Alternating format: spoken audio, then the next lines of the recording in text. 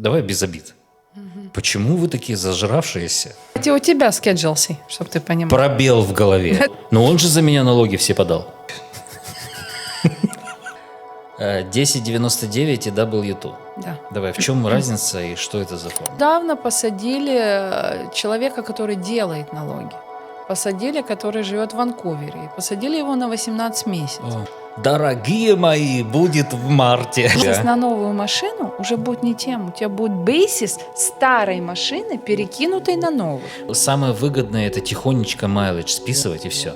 Но майлидж, кстати, совсем не тихонечко. Люди, которые много проездили, намного выгоднее списывать мили. И он говорит, у нас люди вспоминали вплоть до секунды. И я вспомнил. В iRacing существует правило. Что ты туда смотришь? Голова моя, головушка. Мы вообще еще ничего не обсудили с тобой, на самом деле. Поэтому тут вопросов, на самом деле, очень море.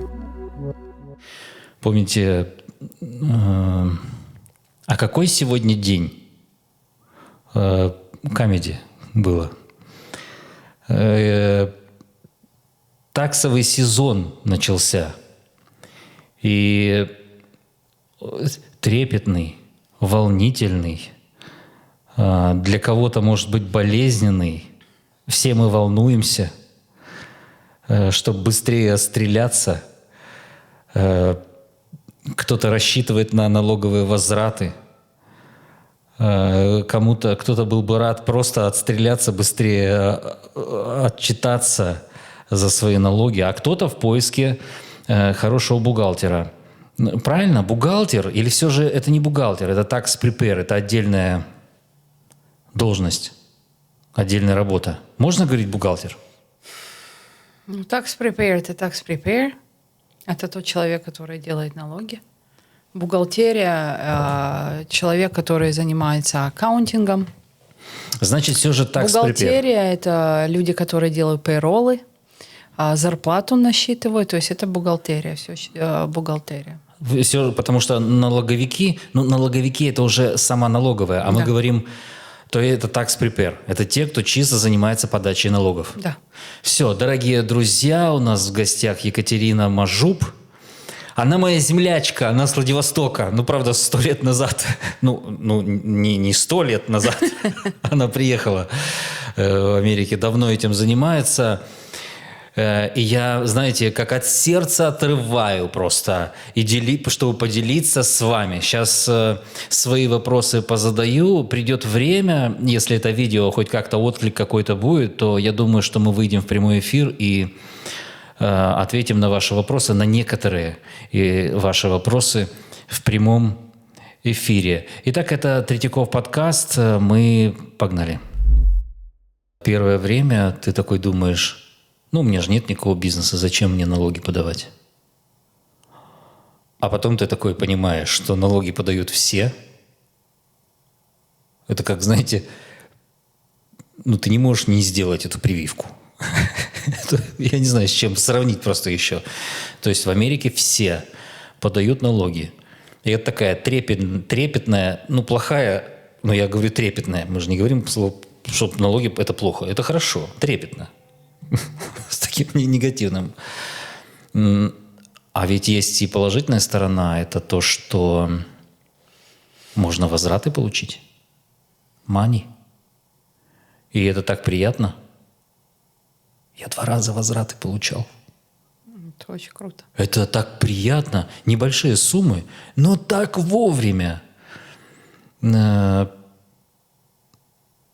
И давай, может, начнем. Расскажи. Слушай, а как мне, на ты или на вы с тобой лучше? На ты. Начался сезон. Он еще не начался. То есть сейчас подали за 25-й год. Сезон уже начался. С 26 числа. Сезон вообще начинается с января, с 1 января. Но IRS разрешает подавать с какой-то определенной даты. И в этом уже месяце он разрешил, с 26 числа можно подавать уже официально таксовые декларации. то есть прям вот ты взял сейчас, собрал там все свои квитки, доходы, расходы, в тетрадочке цифры написал, пришел, то есть все, это самое удачное время в январе подать. Ну, в любое время, смотря как человек готов. Если ты готов, у тебя все собрано, то, конечно, чем быстрее пойдешь, тем быстрее закончишь на самом деле. Но не все люди так стремятся, потому что некоторые люди знают, что они будут в долгу, и тут уже вопрос не про рефанд, с которого ты начал, да? Оттянуть. Да, хотят уже оттянуть, потому что знают, что у них будет долг. И чем дальше они, то есть ждут до дедлайна, до due date. Самолет пролетит. Представляете, какие микрофоны у нас, что...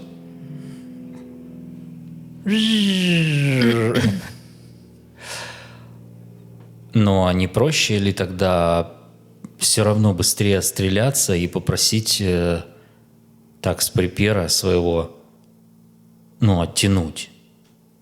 Какая разница, когда ты подаешь?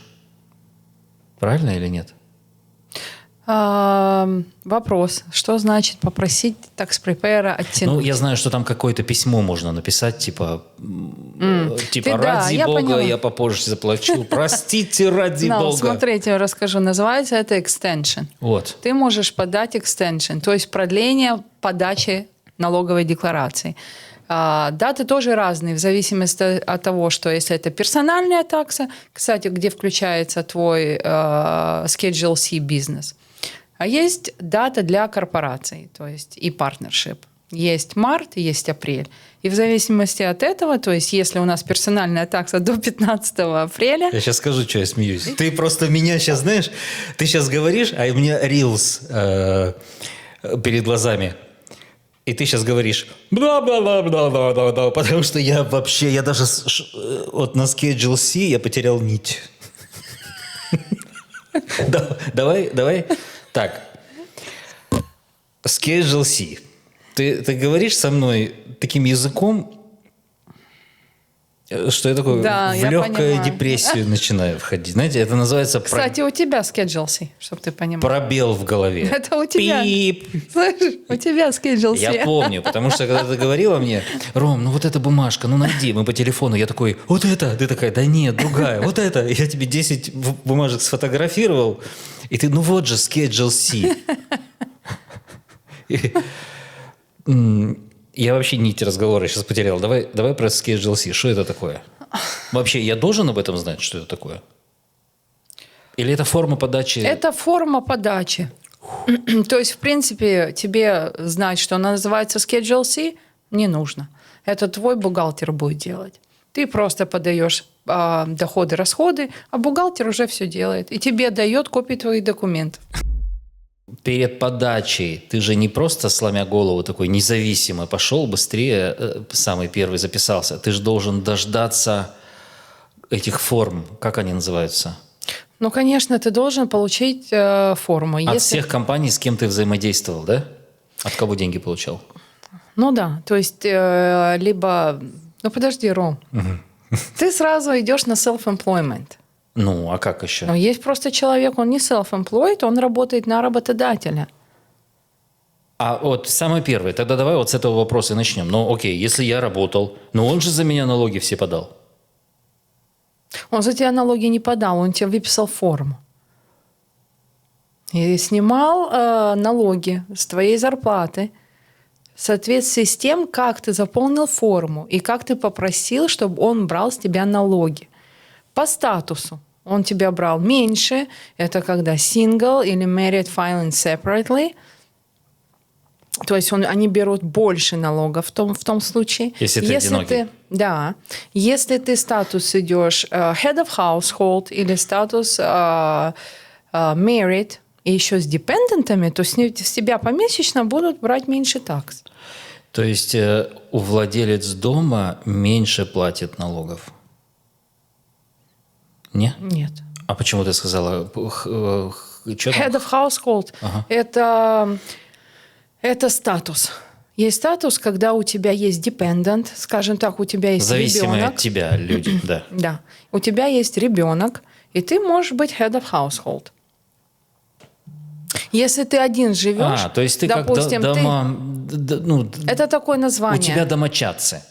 Это просто к такое дому название. никакого отношения не Никакому отношения Всё, не всё, всё. имеет. Это просто так называется. Глава дома можно назвать. Head of household, да, глава дома, все.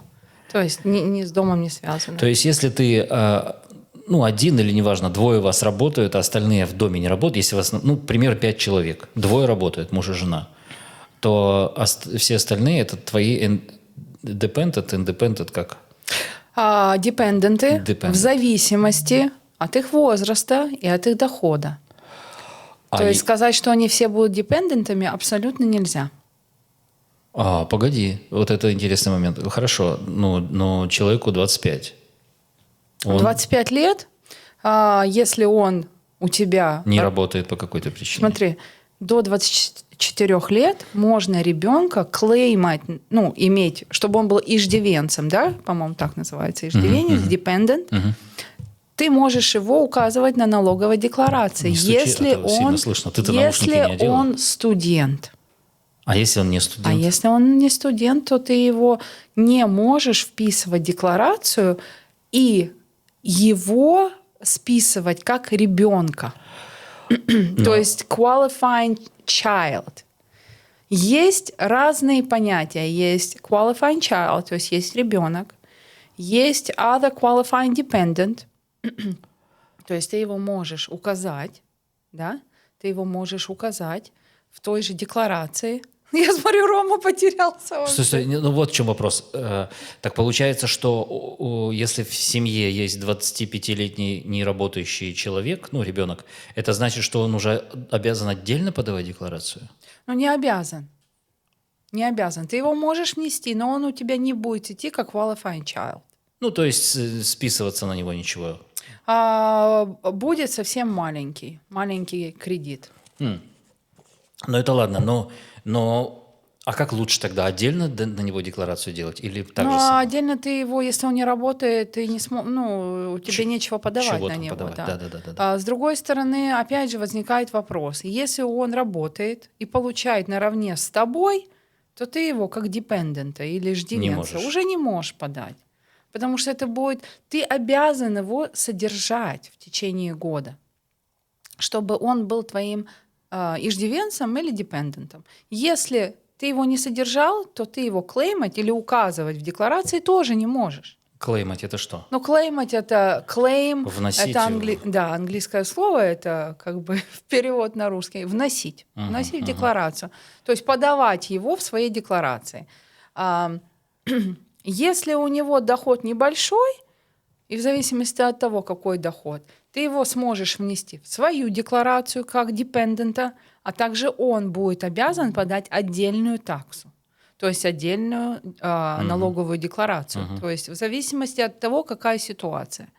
Просто если ты ребенка не содержишь, а ребенок получает так же, как и ты, то явно ребенок, если только он, допустим, откладывает эти деньги, их не тратит, и собирается, скажем, на учебу, и есть действительно доказательства того, что он не тратит, то ты его можешь продолжать клеймать, или, как говорится, включать в декларацию.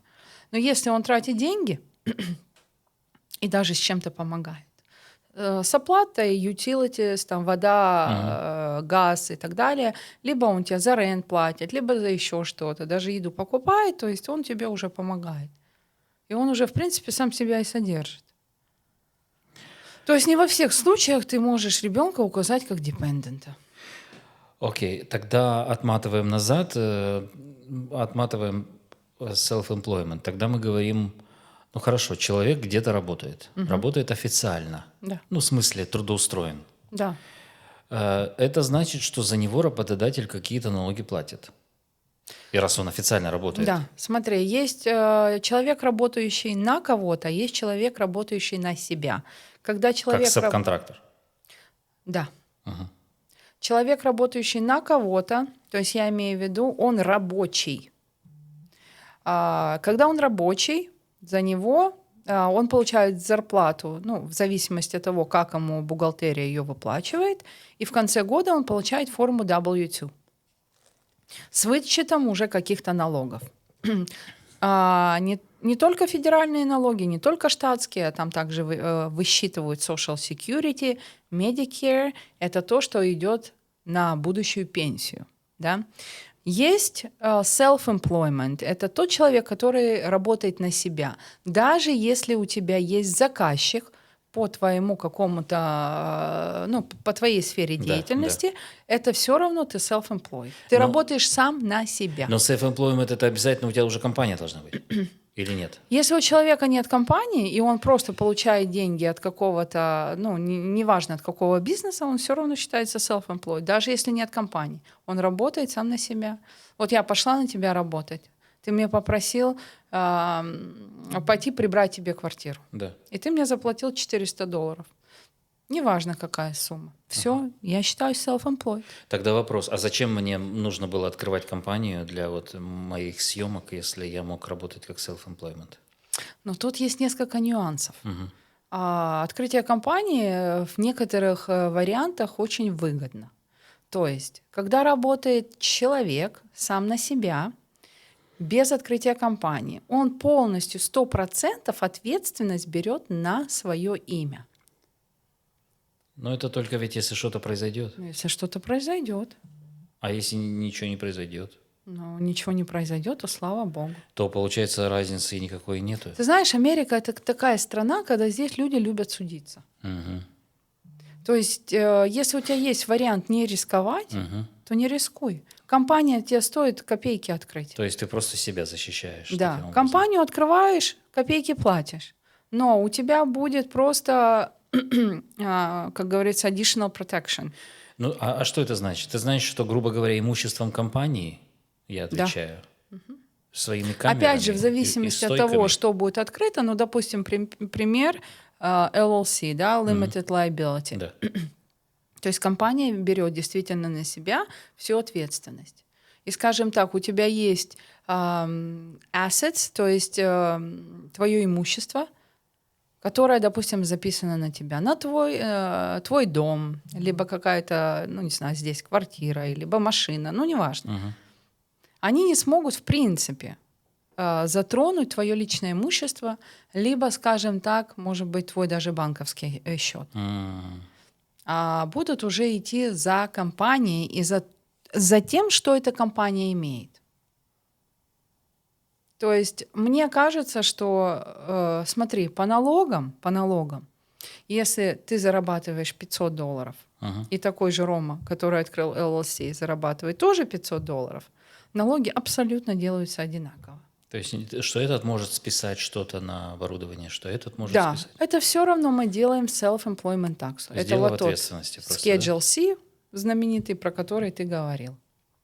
А тогда давай... То есть у кого-то есть просто protection, защита, а у другого ее, который просто сам на свое имя работает, ее нет. Но это еще не все, кстати. Есть еще дополнительные плюсы. Какие? Есть дополнительные плюсы, к примеру, я не знаю, это, наверное, мы уходим вглубь, это списание, допустим, mileage, transportation. А что, списание... self-employment не может списать? Наоборот, нет. Его могут списывать в зависимости от ситуации. В принципе, опять же, я не знаю, если хочешь, мы сейчас эту тему затронем, либо попозже. То есть там тоже есть свои преимущества. Тогда вот не могу просто продвинуться дальше. У меня в голове вот опять на дороге стоит кирпич, который надо убрать. 1099 и W2. Да. Давай, в чем разница и что это за форма? 1099 ты получаешь в том случае, когда ты self-employed, работающий сам на себя. W2 ты работаешь на работодателя. И работодатель тебе говорит, делай это, делай то. Работодатель тебе дает свою машину, допустим, если надо куда-то ехать. Работодатель, допустим, тебе заправляет бензин. Работодатель тебе дает место, куда ты приходишь и работаешь, да, какой-то, бизнес-офис и так далее. Self-employed по самому определению работодатель, не работодатель, а твой заказчик, в принципе не имеет права тебе говорить, как это делать. Ты делаешь так, свою работу выполняешь, как хочешь. Он тебе не дает машину на передвижение, или он тебе не дает, просто часто такие вопросы, знаешь, возникают. Допустим, трак-драйверы. Это очень, очень часто используется механизм, когда работодатели дают траки своим подчиненным, как говорится. А хотят, чтобы работал по 10.99. Да, именно так. Хитрожопые. Вот так именно и делают. Хитрожопые. Понимаешь? Вот так именно и делают. Погоди, Хотя а как не это перед имеют права. законом? Это норм, если так система вся работает? Но это не норм, потому что W2 у работодателя дополнительная ответственность. Он должен платить дополнительные таксы. Первое. Значит ли это, что только Он должен- наши так работают? Или все трак-драйверы так работают?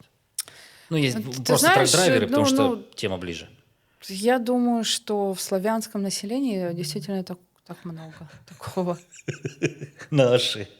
Смотри, Ром, когда ты работаешь на работодателя, он 50% на твою пенсию делает каждый месяц исчисления. О, Понимаешь?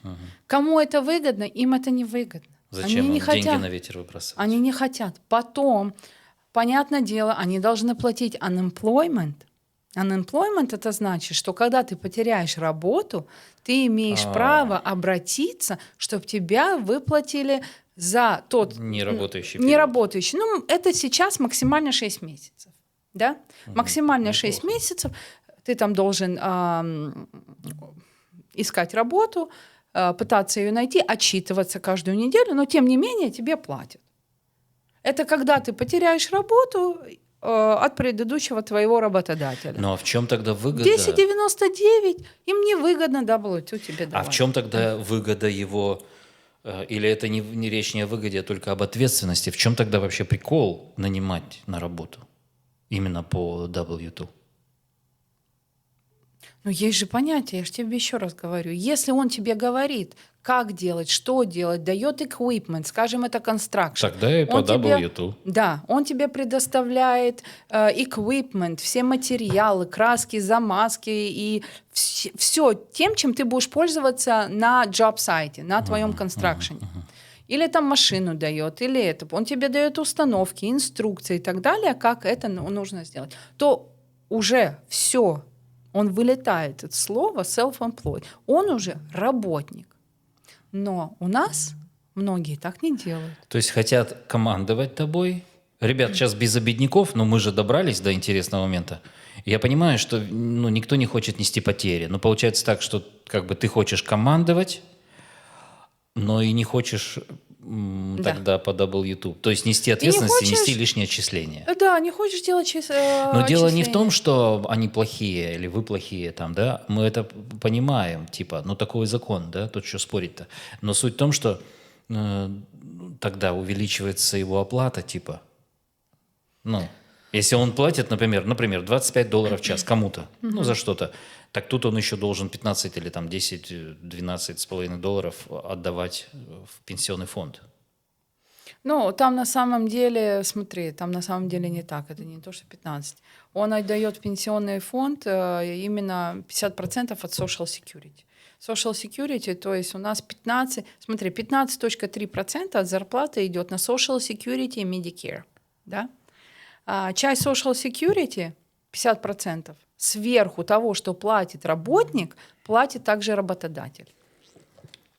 Тогда, получается, мы нашли, ты его и не искала, я нашел ответ на вопрос, почему работает в американских компаниях типа ставка ниже, потому что они вот это все сверху платят, плюс бенефиты какие-то из страховки. Ты знаешь, я бы абсолютно не сказала, что ставка ниже в американских компаниях.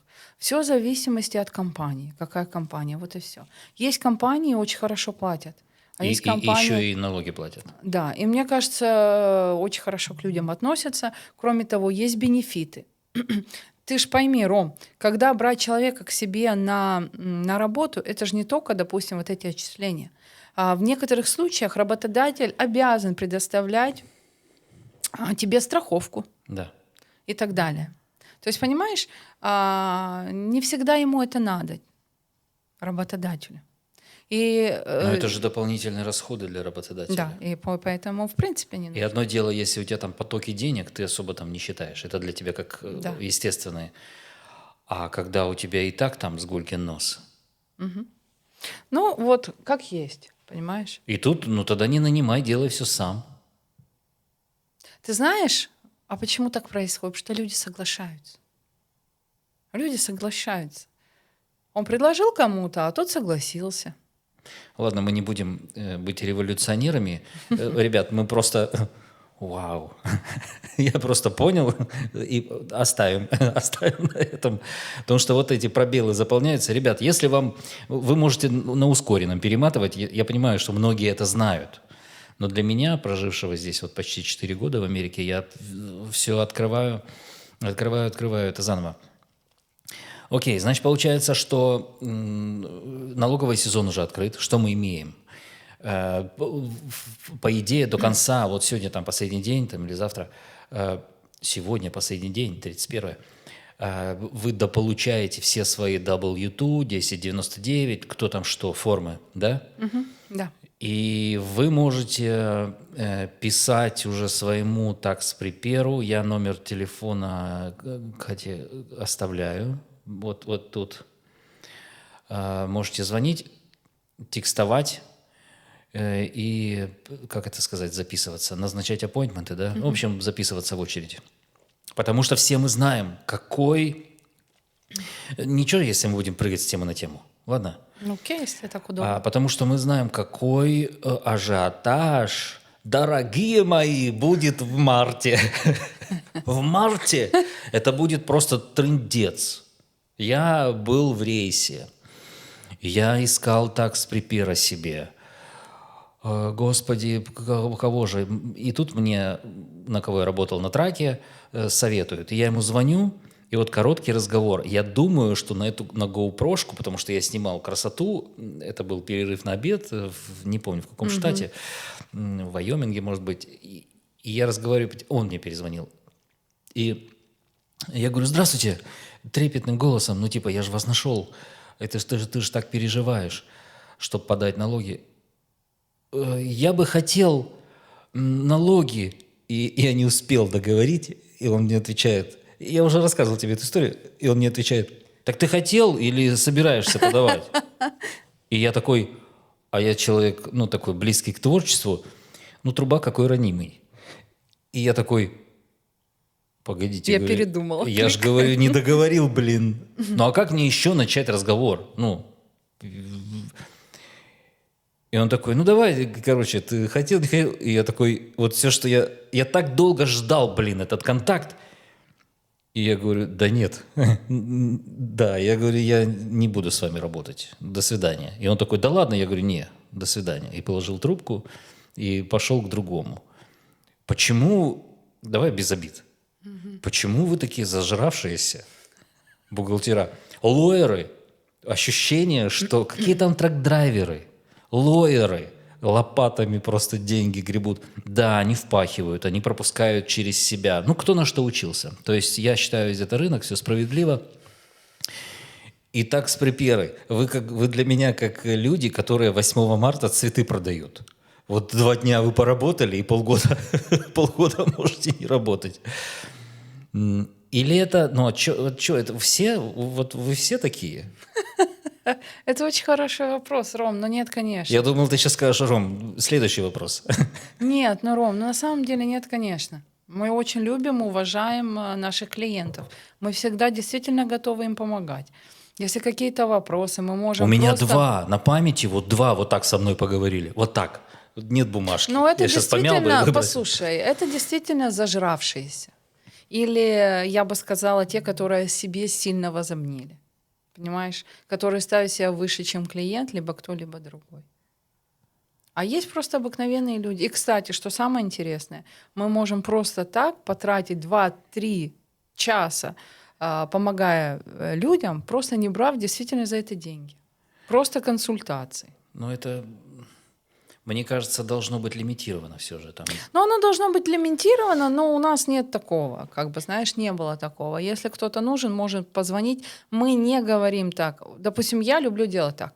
Мне человек звонит, есть какой-то вопрос, я могу его ответить и забыть. Но меня люди спрашивают, что я тебе должен. Не, ничего не должен. Я с тобой много времени не потратила, просто тебе помогла. Вот когда ты придешь ко мне, естественно, делать таксу, я тебе просто скажу, сколько стоит подача налога. Да? Ну, опять же, все в зависимости от того, насколько сложный вопрос. Если такие есть вопросы, когда необходимо, знаешь, этот вопрос решать неделю, там, то это уже другой разговор. А какие вопросы долгие? Что ты там считаешь? Мы сами приходим с цифрами. Что там такого? Ром, но есть бизнесы, которые действительно сложные. Сложные, у которых корпорации, у которых доходы, расходы, у которых дебет с кредитом не сходятся. Если ты думаешь, что каждый человек, который пришел на appointment, в тот же день заканчивает appointment и выходит довольный с готовой таксой, это не всегда вариант. Подними, а то она же не успокоится. Понимаешь? It's okay. Не всегда вариант. Почему? Потому что люди с большими таксами, они не всегда готовы. То есть там столько, допустим, balance sheet, profit and loss. Они... По-русски что-то. То есть просто отчет доходов, расходов, куда деньги ушли, какой у тебя assets, то есть имущество, которым ты владеешь, оно все должно сходиться. То есть мне проще, потому что у меня, оборудование и все. А у кого компании там столько всяких расходов и разных видов. А есть люди, пытаются сделать таксу очень долго. По 6 месяцев ходят. Понимаешь? То одно, то другое. Вот они этого не могут найти. Ну, тут действительно есть такие варианты, которые, ну, действительно так с препейеров не зависят, да, но действительно люди должны в тех случаях особо хорошо подготовиться. Слушай, ну, не знаю просто, насколько ты в теме. Коснусь, если хочешь, ответь. Ну, это не звонок. Это камера. Я имею в виду, не знаю, насколько ты в теме, вот по какому вопросу, что сейчас же, ну, все, что происходит вообще по всей Америке, там, да, какой-то отлов иммигрантов, ну, это то, что в голове. И сейчас же какой-то даже термин есть, типа благопорядочный, не знаю, иммигрант или как налоговики говорят, резидент. Добропорядочный. То есть настолько трепетно сейчас нужно, хотя, мне кажется, всегда надо трепетно подавать налоги, да? Какая разница? Что-то изменилось в правилах? Ну, вот насколько на вас это отразилось? То есть вы такие работали до 25-го или там до середины 25-го, а тут пошла вот эта волна, что теперь нужно быть еще сильнее добропорядочнее, хотя вроде и так все были. И вы такие, все, и теперь вы более тщательно что-то делаете? Или все как... Ты знаешь, как со времени войны, да, началось, как люди стали, иммигранты, сюда ехать, у нас всегда было такое правило, когда мы стали эти налоги делать. То есть правила были таковы, что, во-первых, человек, естественно, чтобы... Ну, опять же, ты обязан всегда делать таксу. Окей? Тут действительно какой вопрос, ну, насчет чего мы говорим. Насчет того, чтобы эти мигранты получили какой-то кредит или просто подали таксу, да? Ну, русским языком. Что такое вот кредит? Ты постоянно говоришь это. Смотри, я тебе объясню. Допустим, Рома прожил в Америке 3 месяца, заработал энную сумму денег. Подпадает ли он под специальный тритмент или какие-то специальные условия, чтобы сократить его, то есть, можно сказать, допустим, долг, да? Ты заработал деньги, и ты должен государству. Можно ли сократить этот долг? Можно. Но как? Есть специальные условия. Человек должен прожить в Америке не менее 6 месяцев, да? У человека должна быть определенная зарплата, то есть, ну, доход, который он получил. И там идет табличка, да, есть такая специальная табличка, он называется Earn Income Credit. Его по-русски по-разному называют. ну, я его называю кредит трудящимся, работающим людям. И в зависимости от того, у тебя может быть нету депендентов, то есть иждивенцев, у тебя может быть 1-2, ну, то есть полная. И там говорится, какой максимальный доход ты можешь иметь, чтобы получить вот этот кредит. Да, это там такая таблица. Если ты здесь жил менее 6 месяцев и так далее, то ты этот кредит не получишь. Потом, смотри, к чему вообще я этот разговор вела. У тебя должен быть social security номер. Social security, у нас было такое, что люди приходят и говорят, вот у нас есть social security, давайте подавать. А на нем написано valid for employment with work authorization. То есть он работает только, когда у тебя работает твое разрешение на работу. А мы говорим, где разрешение на работу? Ой, у нас его нет. А где оно? Ну, оно уже закончилось. То есть если закончилось, Ты то не имеешь права работать. ты не имеешь, не имеешь права работать, но если ты работал, ты все равно обязан подавать налог и сообщать, что ты заработал. Но у тебя не будет этих преимуществ. Окей, ты у тебя не понимаешь? будет преимуществ, но не будет ли тогда, было в твоей практике, человек работал, неважно, либо ждал получения, либо вот этот период, когда обновлял старое свое work authorization, и он успел поработать в этот момент и подал налоги за этот период. Какие-то штрафы ему или как-то это все... Ты знаешь, но мы же не иммиграция.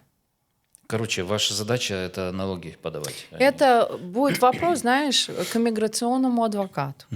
Что им за это будет со стороны, со стороны той структуры. А в IRS только решает вопросы, правильно ли подал и правильно заплатил. А АРС вообще не копает? О, ты... Ты знаешь, могут тебе просто забрать кредит, если они что-то найдут, они скажут, что ты что-то сделал неправильно, да, ты, допустим, ребенок с тобой прожил 4 месяца, а ты его все равно делаешь полным твоим иждивенцем. Сильно слышно, ты же без наушников. Ты получаешь деньги за ребенка, да, то есть ты получаешь кредит, как говорится, а потом выясняется, что ребенок, может быть, с тобой вообще не жил 4 месяца. Ты имеешь в виду, жил, ты его например, с не другим обеспечил. родителем? Да, может быть, с другим, может, в другой стране, да кто знает. И они как-то узнают, тебе присылают письмо и говорят, верни-ка эти деньги. Верни то, что... Они делают, как тебе сказать, они делают перерасчет твоей таксы. Ну, ты имеешь в виду, что, может, ты что-то не доплатил вот из-за этих кредитов? Мы даже не про возвраты говорим, возможно, а ты не доплатил, возможно, у тебя долг. То есть это такой вопрос. Можешь ли вспомнить, а как давно ты занимаешься? Ты знаешь, я вообще стала таксы делать, налоги очень-очень давно, с 2006 года. Вау. И я делала, понятное дело, что своей семье, своим друзьям, там, товарищам и так далее. Затянуло тебя это. Да, а потом мне подруга говорит, ой, давай пойдем сдавать, пойдем работать. Ну, давай. Потом кинули это дело, и не стали, потому что, как-то не было на это времени. Потом, наверное, через год, через 2, она говорит, ну, пойдем. Я говорю, окей, уболтала. Просто вот, честно говоря, вообще не планировала. И все, и потащил. Слушай, не планировала работать, знаешь, как, с обществом. С людьми имеешь в виду? С людьми. Я 20 лет проработала в юридических офисах. За такой большой период времени были ли такие какие-то трэшовые случаи вот с человеком? Ну, я скажу, например, что я знаю. Я помогал, что такое помогал? Просто выгрузить знакомому. Он работал на каком-то там объекте или еще что-то. Спина у него или что, просто там каких-то пару мешков. За компанию. И вот когда мы приехали, он говорит, все, посадили хозяина дома. За что? За что-то с налогами. Откуда мы знаем-то? И вот Слушай. был ли у тебя какой-то такой жутковатый на памяти случай, что что-то с кем-то произошло? Единственный был случай. О нем знают, наверное, все русское население. Ага. Говорили все соцсети об этом. И писали. Ну, не буду указывать, говорить фамилию Ага, и конечно. так далее. Потому что, ну, это действительно было на все услышание. Это тех, кого посадили. За что не заплатили что-то или Ты что? знаешь, там была немножко другая история. Там не то, что не заплатили, нет. Там, ну, у них и доход был просто нелегальный, как говорится. Ну, грубо говоря, это я не копаю. Ну, типа кишак получали и не декларировали, например.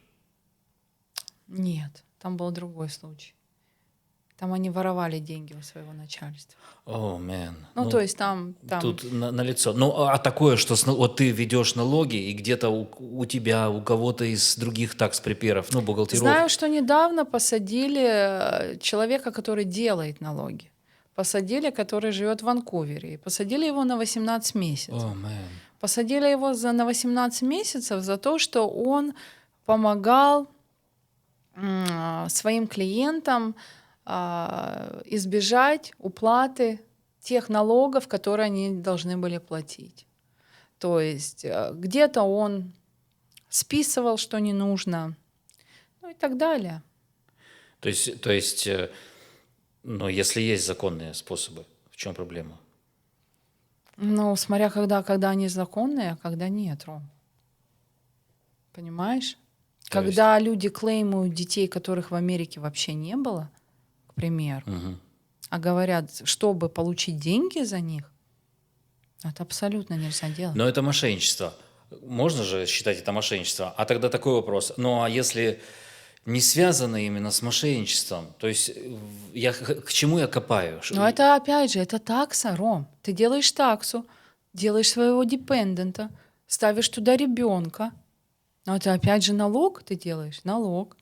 Но я к тому, что насколько тут тонкая грань, что один шаг влево и кранты. Или тут все же и АРС, ну, именно с мошенничеством. Тяжело сказать.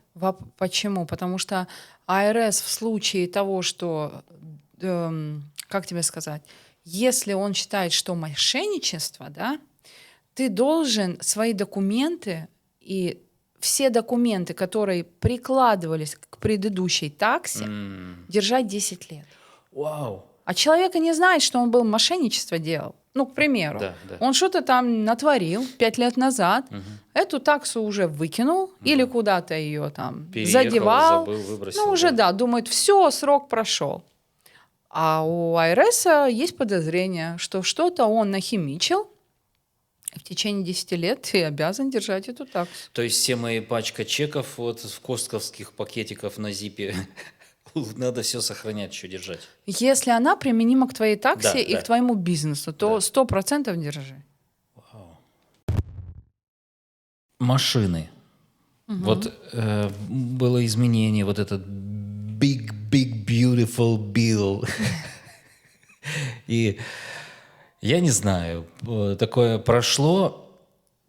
Ну, не хочу прямо обсуждать вообще его, этот Big Beautiful Bill, но я понимаю, что что-то изменилось со списанием машин в нем. Да.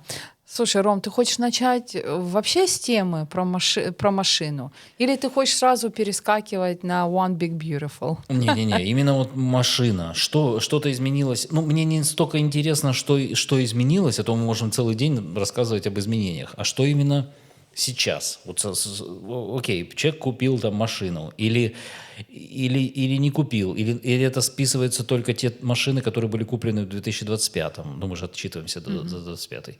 Или что-то Если ты спрашиваешь про One Big Beautiful, то там говорится про те машины, купленные после 31 декабря 2024 года. То есть это любые машины, купленные в 2025 году, которые используются только и куплены для персональных личных целей. То есть не для бизнеса, а для личного.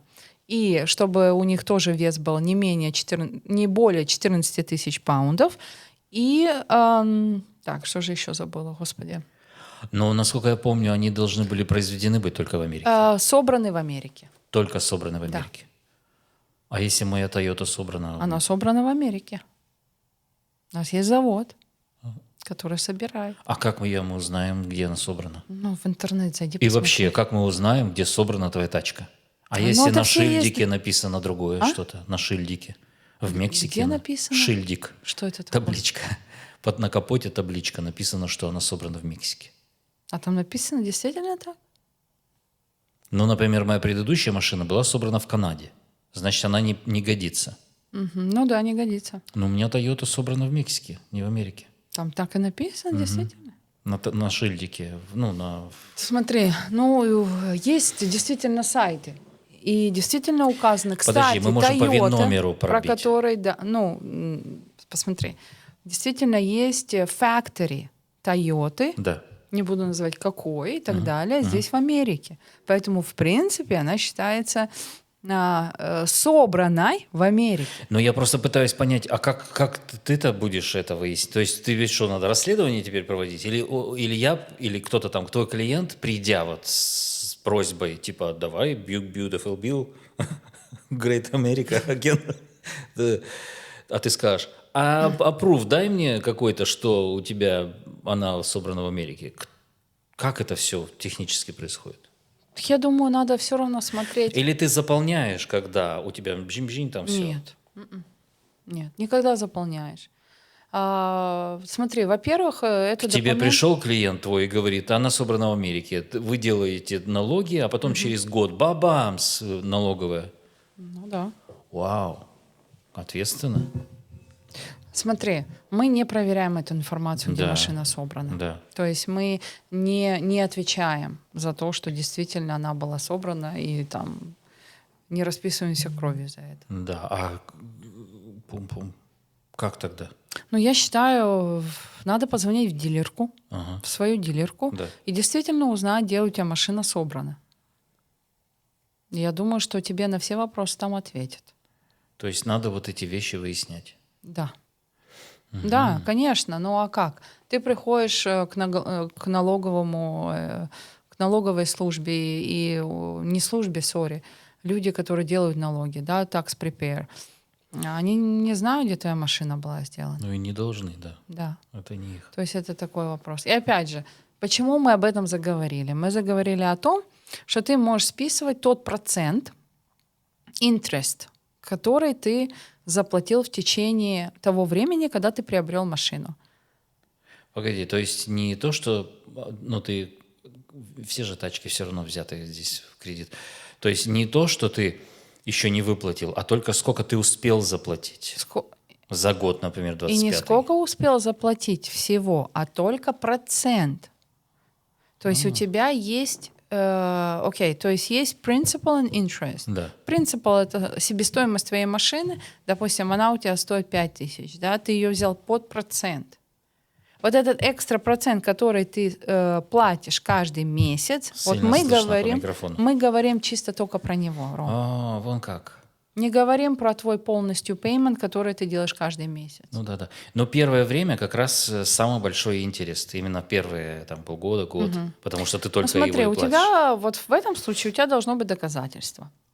То есть либо у тебя банк пришлет тебе документ, либо, то есть у них нет обязательно то, что они обязаны тебе что-то прислать. Это может быть, ты можешь зайти в свой кабинет, вытащить, это может быть на monthly statement, да, месячный statement, то есть отчетность от И банка. там будет написано, сколько принципов. Вообще сколько... должен быть breakdown. То есть должно быть, сколько пошло туда, сколько пошло сюда.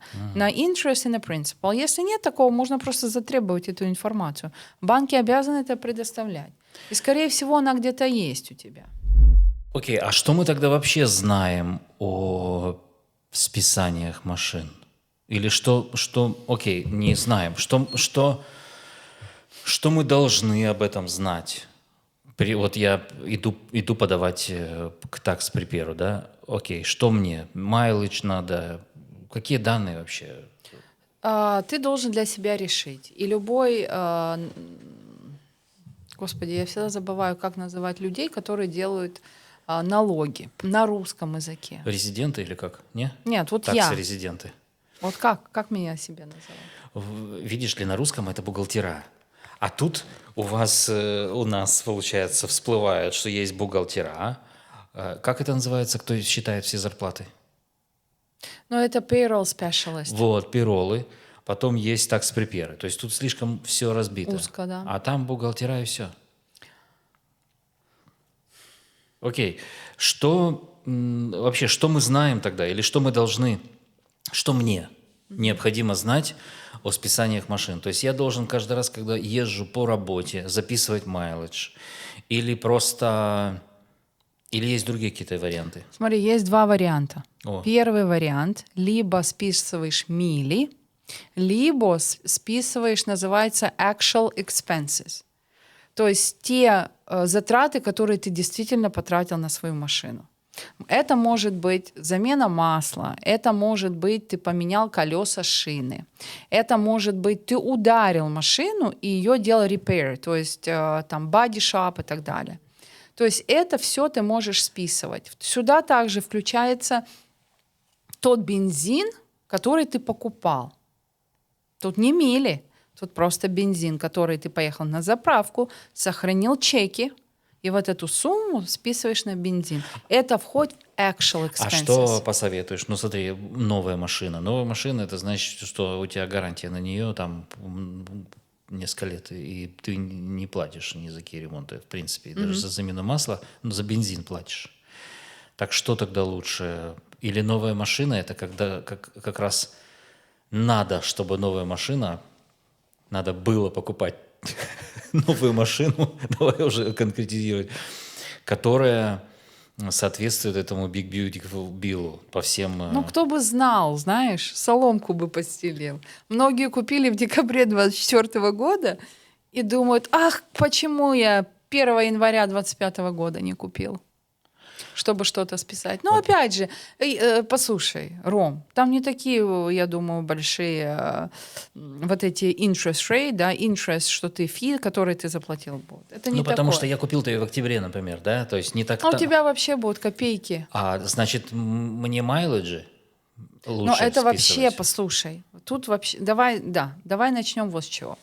Ты можешь списывать, как я сказала, либо мили, либо actual expenses. По нашему личному опыту Да.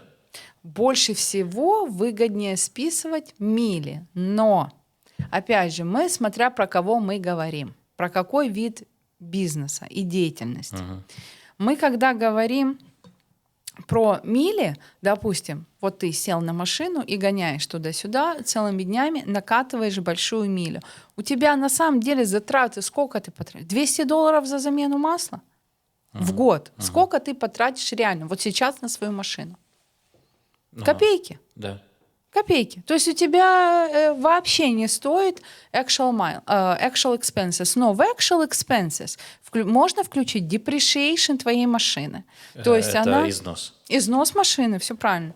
Его тоже можно списывать некоторыми вариантами. Но не забывай, что когда ты списываешь, это хорошее ощущение. Но когда ты ее продашь, вот то, что ты продашь, оно пойдет тебе обратно в доход.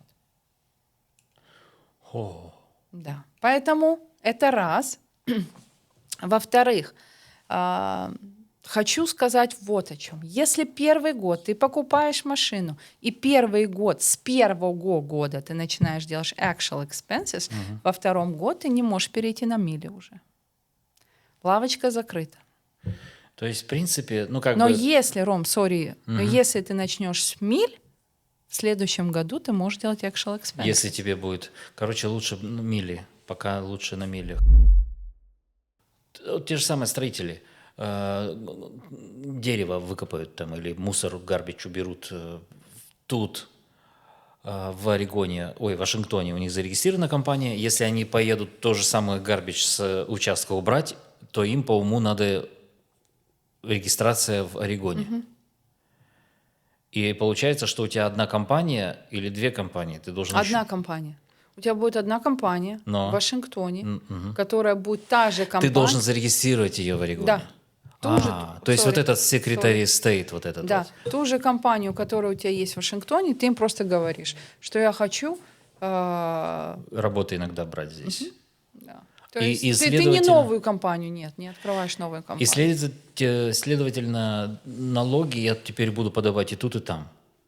То есть считать, где я тут $200 заработал, где я тут $200 заработал, или там 2000, ладно, что. А ты и так будешь и там подавать. Почему? Потому что в течение года ты делаешь excise таксу в Вашингтоне, а в конце года ты будешь указывать, что я $5000 получил в Орегоне. С лайсенсом или без лайсенса. Окей. Окей, то есть про машины мы пока въезжаем, продолжаем тему. То есть про машины мы пока понимаем, что... Но это значит, что человек должен вести тетрадочку майледжа, либо вот это приложение Strada, я помню, где ты просто фиксируешь вот эти мили, Stride, когда да. ты... Да, есть такое приложение.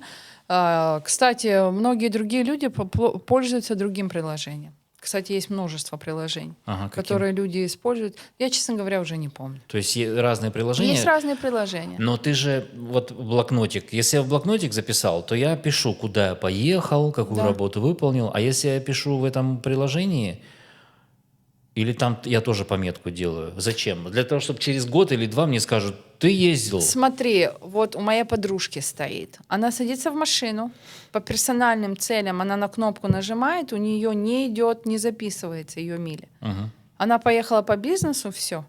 То есть она контролирует этот вопрос. То есть она контролирует приложение, когда она персональный, когда бизнес. И все. И он записывает ей только бизнес-мили. И куда, откуда она поехала. И, кстати, я бы посоветовала всем такое иметь. Очень часто, кстати, 99% людей не представляют, где они были и куда они ездили, и сколько реальных миль они проехали. Блин, да. Да. 99%. Но мы знаем случаи, когда человека на доставке действительно спросили предоставить доказательства. Мгм. Он сидел, писал после этого роспись за каждый день за весь год. Меня однажды в России ни за что, ни про что менты забрали. И это было... И хотели впаять мне пару десятков лет. Просто Ого. так. Он меня предупредил перед этим. Я не понимал, о чем он говорит. Но он такой... тебе придется пройти через определенные вещи, типа... И я такой думаю... Я даже мимо, я не понимаю, о чем ты. Это было очень давно, уже лет, не знаю, 15-20 назад. Я не понимаю, о чем даже речь. Но сейчас я помню. Вот. Потом я вспомнил. И он такой говорит... Ну, типа, если ты не виновен, то и нечего бояться. Ну, как милиция говорят, что это наш недогляд, что ты на свободе, мы не досмотрели. Я к чему это говорю? А где ты был в октябре, там, год назад? Блин, я не помню. Ну да. Я реально не помню. А второй был такой язвительный ментяра. Это город Хабаровск. И он говорит, у нас люди вспоминали вплоть до секунды. И я вспомнил. Я потратил месяц, наверное. Я перерыл все записи, телефоны ты уже не можешь поймать. Я нашел записи. То есть, где я конкретно был. И поэтому я такой думаю, когда тебя... Как был журнал, то ли это сказал Ельцин, то ли это в журнале я прочел. Необходимость обостряет разум. То есть, когда приспичит, ты вспомнишь, Это правда. блин, весь хронологию, 100%. всю. Поэтому, да, лучше все же иметь этот блокнотик. Да, всегда Это записывать. долгая прелюдия всего лишь к маленькому блокнотику. На самом деле, вот сколько я работаю с клиентами, они обычно приходят и жалуются. Откуда я знаю? Это твоя обязанность. Ой, я не А буду кто ж этого будет знать? делать. Ну, Ну, здрасте. окей, не делай. It's up to you. Мы же не заставляем этого тебя делать. Это насколько ты хочешь быть в зоне риска. Да? Если Ну ты да. хочешь быть в зоне риска, ну, можешь вообще ничего не делать. То есть мы за это не отвечаем, Ром. Мы просто советуем, чтобы правильно сделать, и потом не было проблем. Все. И вопрос закрыт. Опять же, если хочешь, я повторю. Либо списываем actual expenses, это актуальные затраты на машину. заправки, иншуранс, то есть страховка, да, потом. Если ты делаешь какую-то замену масла, если у тебя виндшилд, то есть стекло треснуло, Да. то есть вся замена, depreciation — это actual expenses. Либо ты берешь, делаешь мили. Мили в этом году, в 2025 году, 70 центов за милю. Как тракисты. Окей? Зарплата тракиста. То есть я имею в виду, вот либо то, либо другое. Опять же, некоторые люди думают, ой, я купил машину, в общем, новую, очень дорогая. Я хочу ее очень сильно списать. Я вообще я рассчитывал на тебя. Подожди. А ты сейчас такой... Нет, ну я же не про тебя говорю. Так я же хотел ее списать. Да-да-да. Ты, может, тоже хотел. Мгм. Но я про другое. Ага. Во-первых, подумайте, надо ли вам это. Очень внимательно подумайте. Первое. Вы продадите, она вам пойдет в доход. Вы продадите через 5 лет, она вам пойдет в доход. Мгм. Второе. То есть вы ее должны будете вывести из своей налоговой декларации. Через сколько-то лет, Мы не когда будем вы ее продавать, мы просто сделаем обмен на новую, и тогда вводим налог? Чтобы ты понимал, ты когда сделаешь обмен на новую, бейсис у новой машины будет другой. Что это значит? Но есть такое понимание, бейсис, то есть... Господи, как это по-русски? Ставка какая-то? Да. Как это по-русски, я И что действительно это не значит? знаю. Но это то, что у тебя машина новая будет стоить копейки. Она не будет уже новая, когда ты делаешь трейд, обмену машины. То есть у тебя у новой машины уже будет не себестоимость новой машины. Почему? По качану, Перед налоговой. да. Потому что ты делаешь трейд-ин, и у тебя бейсис Да на что ж за новую... люди там сидят такие, что они все как шахматисты продумали все ходы, Бейсис а? на новую машину уже будет не тем. У тебя будет бейсис старой машины, перекинутой на новую. Поэтому самое выгодное – это тихонечко майлидж списывать, и все. Но майлидж, кстати, совсем не тихонечко. Люди, которые много проездили, намного выгоднее списывать мили.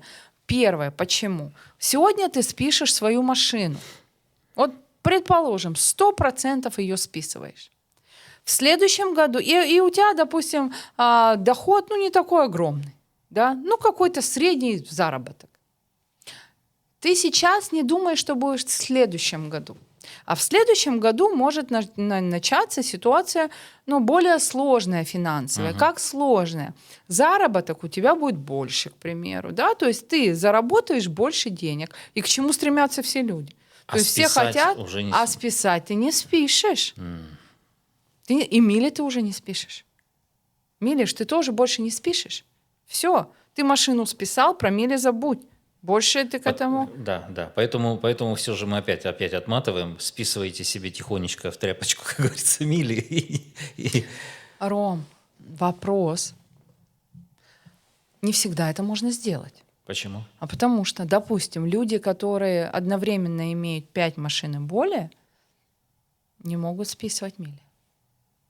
Вот, к примеру, я владелец какой-то компании.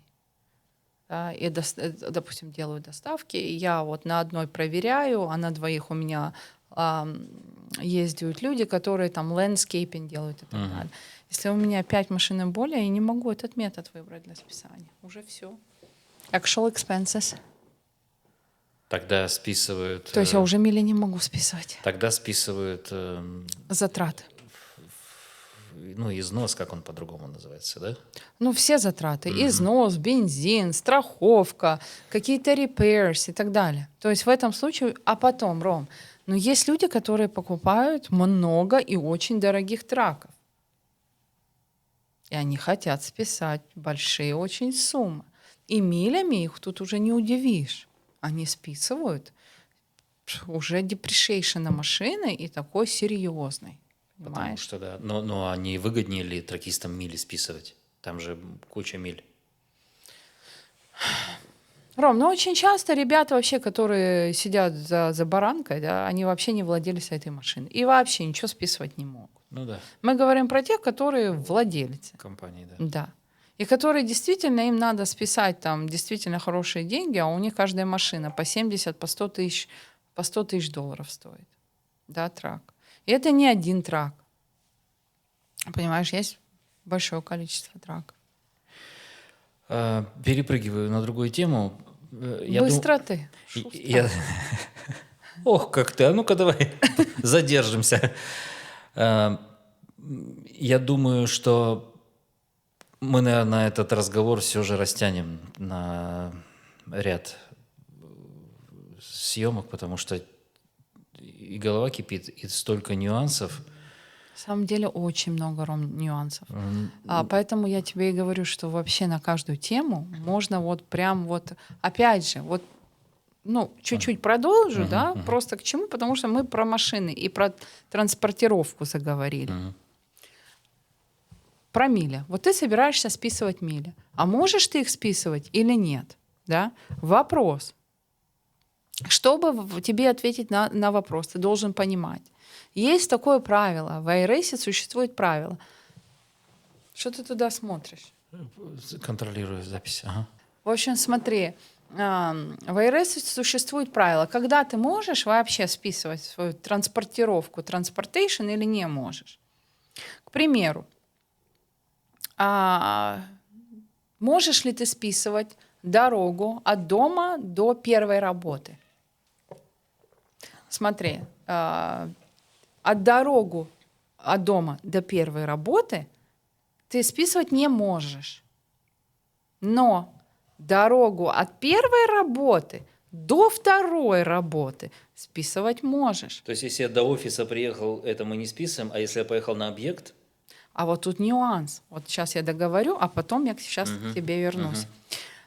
Смотри, со второй работы до дома тоже не считается.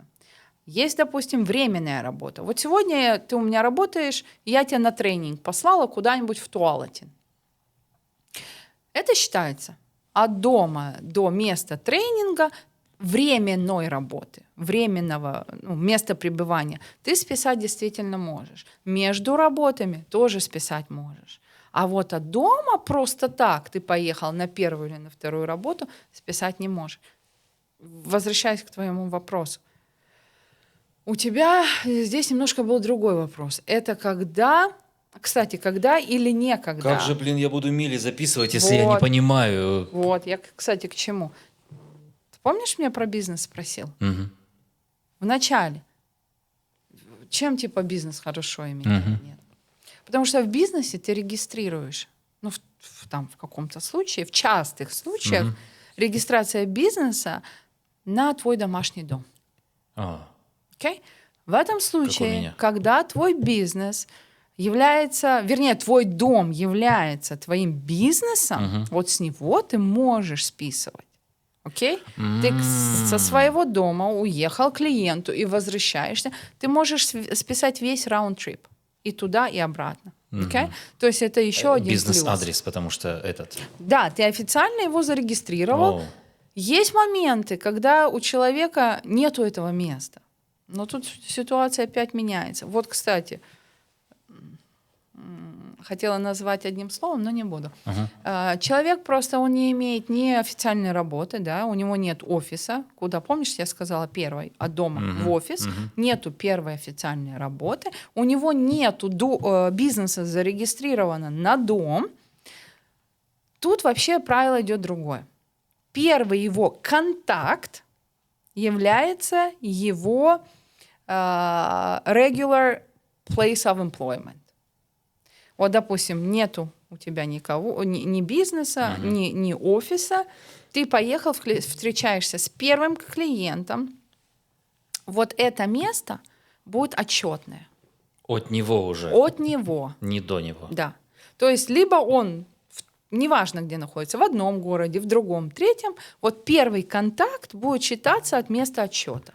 Вау. Я понял одно. Но будешь возвращаться от него обратно домой, ничего списать не можешь. Я понял, что, ну, конечно, надо это все вот понять, но пока мне видится так, что готовься, что алло, Катя, скажи, а вот это будет считаться или нет? То есть, ребята, в твоем случае более проще, потому что у тебя да. дом, бизнес, тебе переживать нечего. Ты сел, поехал по всем клиентам, проехался и все. Вот такой вопрос. Моргни, если я должен буду его вырезать, но я слышал о других, да, и поэтому у меня перед собой... А можно я тут вставку сделаю? Да, А на заборе тоже написано. да? Ну вот смотри. В кафе люди ходят, Да. что-то списывают. Что мы можем списывать? Например, если у меня там фотосессия свадебная намечается, например, и я с людьми вот там встречаюсь, я могу это списывать, встречу с клиентами? Смотри, во-первых, 100% ты ее в любом случае не можешь списать. А мне чеки эти собирать? Ты можешь собирать, но действительно не переусердствовать. Окей?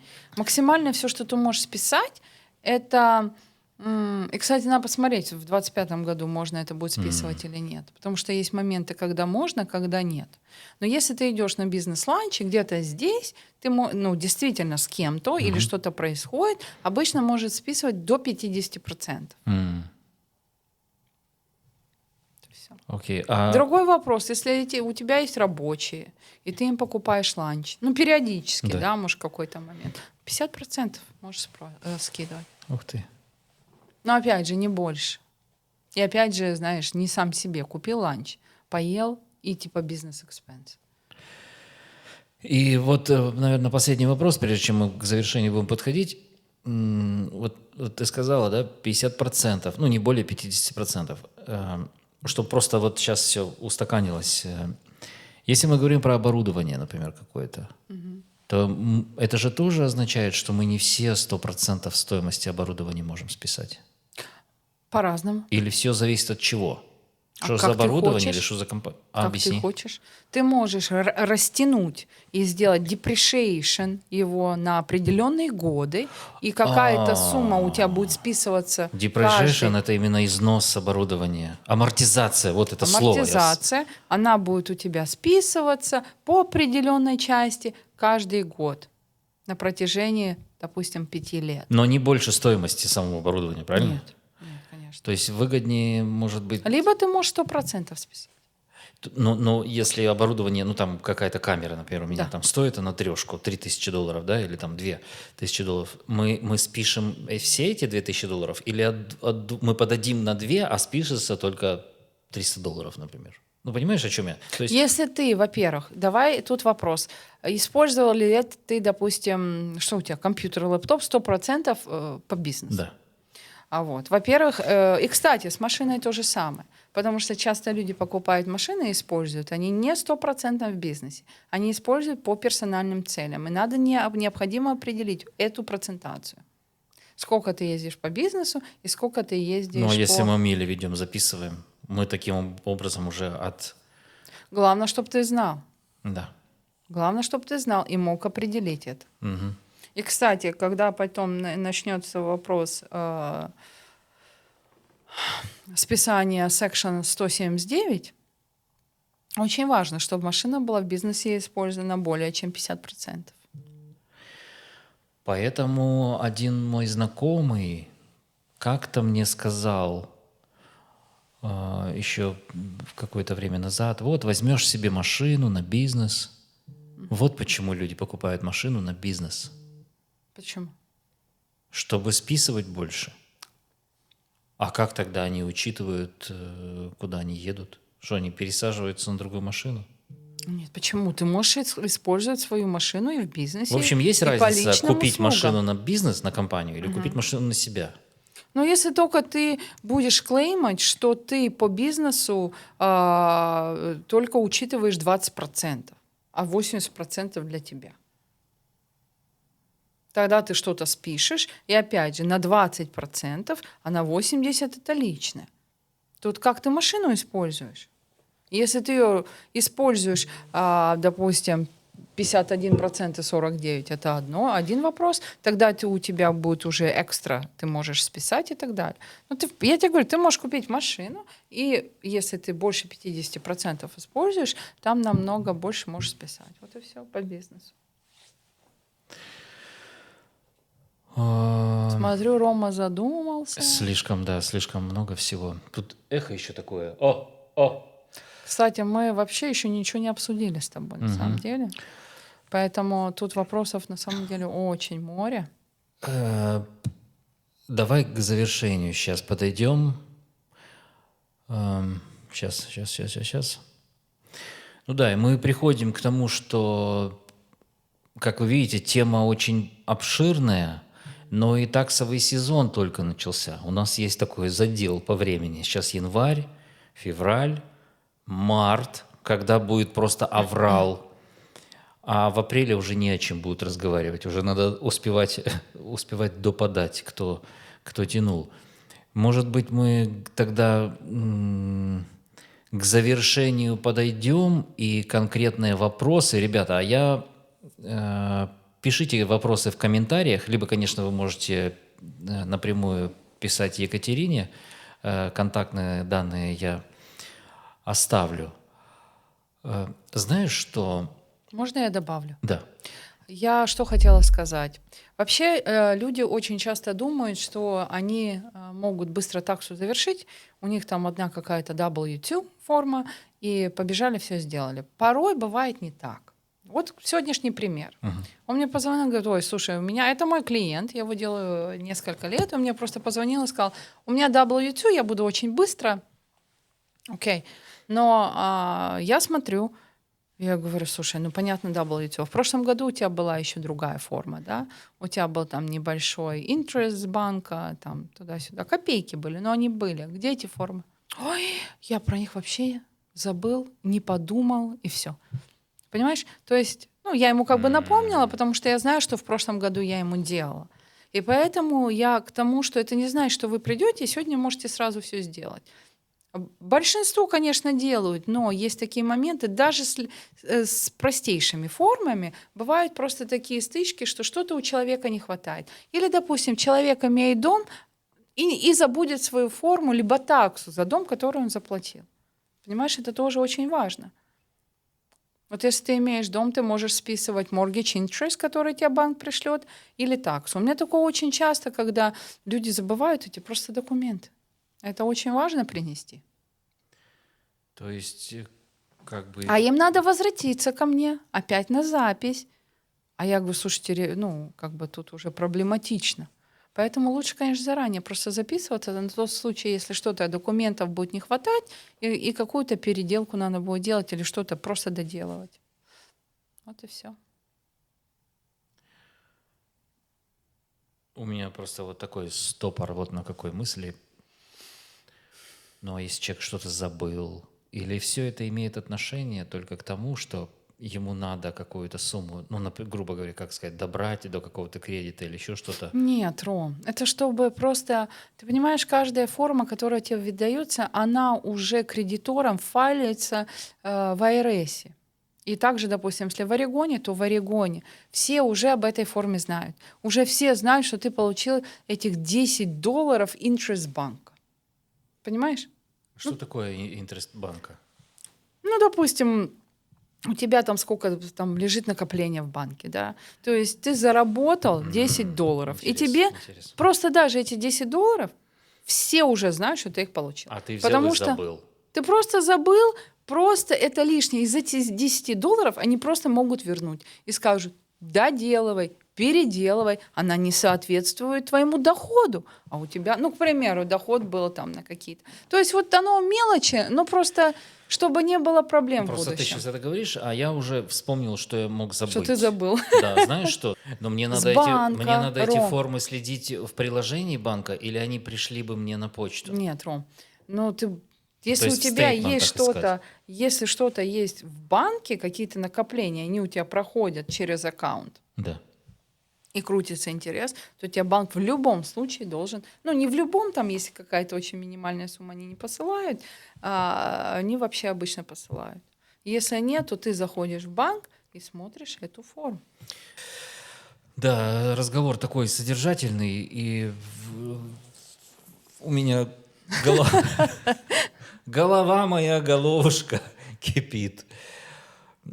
Есть такие, знаешь, разговоры, беседы, после которых хочется вот Я бы сказал покурить, но не курю.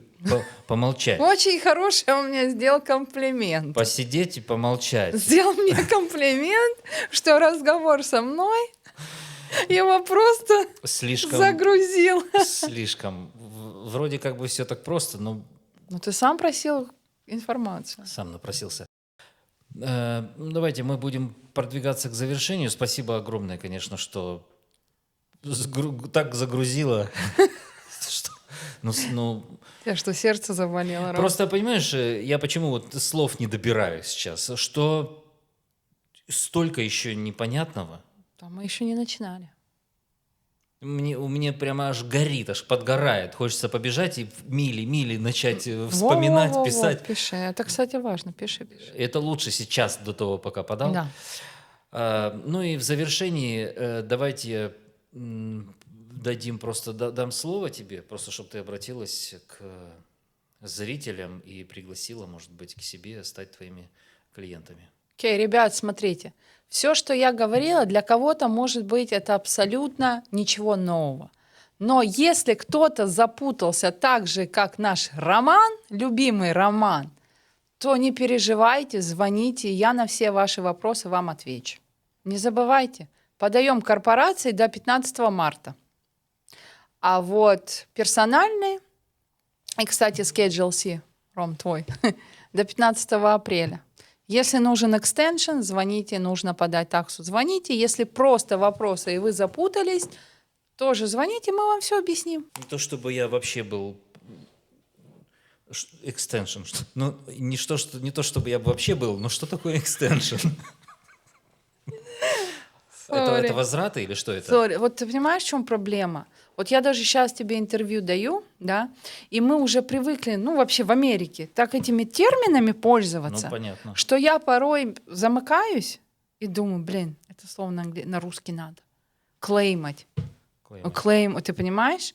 И я уже думаю, блин, как его, и я сразу мозг уже переключается. Extension — это продление таксы, продление подачи таксы. Ну типа, если ты не досчитал или нету денег заплатить за налоги, ты за это переживаешь? Или ты не успеваешь все подсобрать? Вот, кстати, вот тут очень важно.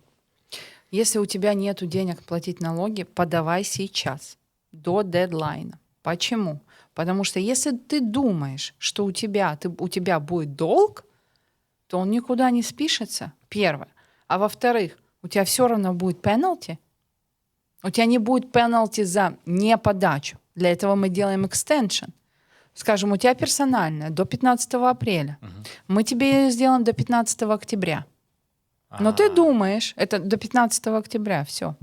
Ты думаешь, что ты должен 5 штук. Мы делаем экстеншн. У тебя не будет пенальти, то есть штрафа за то, что ты не подал. Но пенальти и процент за 5 штук у тебя будет все равно идти за эти месяцы. Так что, Ром, то не есть забудь. Ты заплатишь больше все равно. Ну, Да. капитализм, что хотели. Так что, Ром, хотели зарабатывать. Так что смысл подавать сейчас или потом? Ну, все равно, Ну, по мне, чем быстрее, тем лучше. Ну, спасибо. Спасибо большое за беседу, Всем за пожалуйста. содержательную беседу. И я предполагаю, что... тут эхо такое у меня. Я предполагаю, что нам надо, наверное, через неделю еще раз встретиться. Как считаешь, неделя? Не знаю, ну какие Налоговый вопросы? сезон начался. Давайте... Вопросы, какие вас интересуют? Да, ребята, Дай мне обязательно знать. пишите. Мы будем выкладывать это в Инстаграм, мы будем выкладывать это в YouTube на Третьяков подкаст. Пишите свои вопросы. И можете, конечно, напрямую обращаться к Катерине. Мы оставим твой номер телефона или имейл? Ну, пусть номер телефона, наверное. Легче просто. Все, дорогие друзья, это Третьяков подкаст. Обязательно подпишитесь на канал, потому что и год начался, и много гостей интересных будет. Ну и, конечно, мы продолжим. Считаю, что институт вы сейчас будете заканчивать до весны по налогам на самые интересные вопросы. Конечно, я себя так чувствую, что нужно эту тему не то что копать, я же не собираюсь работать, но мне нужно, чтобы все устаканилось, чтобы понять, как Ром, все. спасибо тебе большое за приглашение. Если я смогла помочь, надеюсь, Если не смогла, то звони, Ромка, Не, пообщаемся. не сомневайся. Все расскажу. Все, друзья, всем спасибо. Всем пока-пока. Екатерина Мажуб у нас в гостях. Бухгалтер, tax prepare. Еще есть какой-то? Хватит. В общем, все, что касается учета денег и Мы подачи помогаем налогов. с открытием компаний, О. организацией компаний и так далее. Да. Но ты же еще и нотариус. Тоже нотариус. Видите, сколько скрытых талантов, которые мы даже еще не поговорили. В общем, все, контакты оставляю. Все, друзья, всем пока. Увидимся вскоре. Пока.